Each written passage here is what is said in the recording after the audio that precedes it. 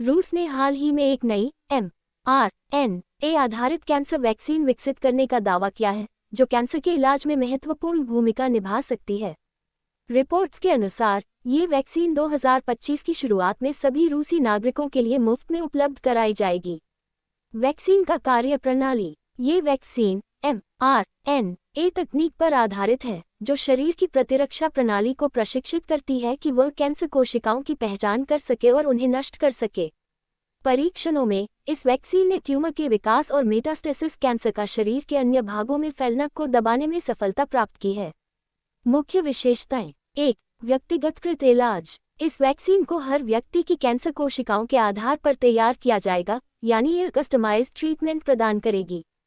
2. प्रारंभिक परीक्षण। ये वैक्सीन मुख्य रूप से फेफड़े, त्वचा, स्तन और कोलन कैंसर जैसी सामान्य प्रकार के कैंसर के खिलाफ प्रभावी बताई गई है।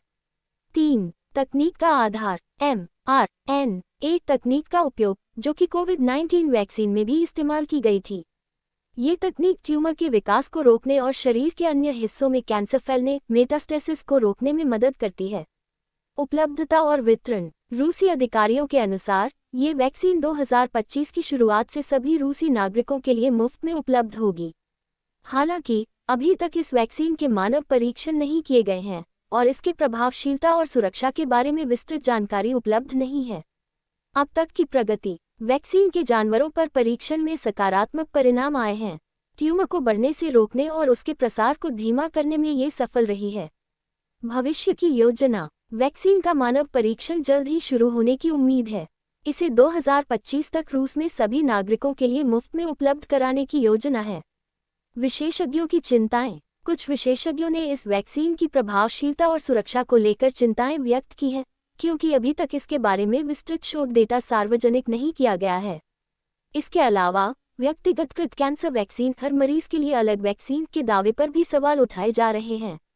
निष्कर्ष। रूस की यह नई mRNA आधारित कैंसर वैक्सीन कैंसर के इलाज में एक महत्वपूर्ण कदम हो सकती है।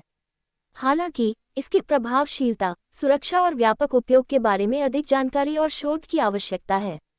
ध्यान देने योग्य। फिलहाल ये स्पष्ट नहीं है कि वैक्सीन सभी प्रकार के कैंसर के लिए पूरी तरह से प्रभावी होगी या केवल विशेष प्रकार के कैंसर तक सीमित रहेगी।